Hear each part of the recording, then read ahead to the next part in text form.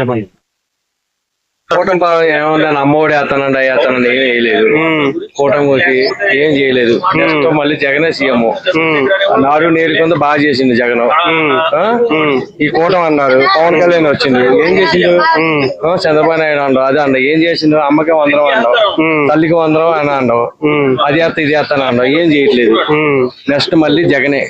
ఇప్పుడు ఎలక్షన్ పెట్టినా మళ్ళీ జగనే గెలుస్తుంది. దాంట్లో నాడు నేడు కింద జగన్ అన్న స్కూల్ కూడా బాగా అభివృద్ధి చేసిండు, బాగా చేసిండు. అంటే నిన్న కాక మొన్న అక్కడ కర్నూలులో ఒక అమ్మాయిని 3 సంవత్సరాల పాపమని ఇలా రేప్ చేసి చంపేయడం జరిగింది. అప్పట్లో ఎలక్షన్ ముందు 30,000 మంది మా అమ్మాయిలు తప్పిపోయారని పవన్ కళ్యాణ్ అన్నారు.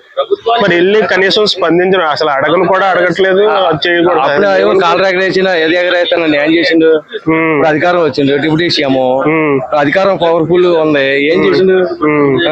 అంటే మేనిఫెస్టోలో పెట్టిన విషయాల కొన్ని చేశారు చేయలేదండి. సూపర్ 6 అవి ఓకే, కనీసం ఆడపిల్లల ప్రాణాలు, చిన్న పిల్లల ప్రాణాలు చచ్చిపోతున్నా కనీసం వెళ్ళి అడగట్లేదు. వీళ్ళు ఎందుకు ముగ్గురు కూడా అధికారులు ఏం అడుగుతారు అబ్బా? ఏం అడుగుతారు? ఆయన డిప్యూటీ సీఎం ఏం అడగలేడు, ఏం చేయలేడు. అధ్యాత ఇద్యాత కారు ఎగరేత ఇదే అంటారు. అధికారం ఏం చేసిండు? ఏం చేసిండు? మరి ఆయన అంటే నిజస్వరూపం ఇదే అంటారా? అంతే, ఎన్నికల కోసమే. అంతే, ఎన్నికల కోసమే. దాంట్లో డౌట్ లేదు. ఇప్పుడు ఎలక్షన్ పెట్టినా జగన్ సీఎం కన్ఫామ్. ఇంకా ఆయన చంద్రబాబు గారు మరి సూపర్ 6 అని ఏనన్నా తల్లికి వందనం ఏం చేసిండు? అది ఇది అండవు, ఏం చేసిండు? బస్సులు ఫ్రీ అండవు. ఆగస్టు 15 నుంచి ఎప్పటికి చేసేది? ఎప్పుడంటే మామూలు బస్సు ఫ్రీ విషయానికి వస్తే అది నిజంగా అందరికీ హెల్ప్ అవుతుంది అంటారా?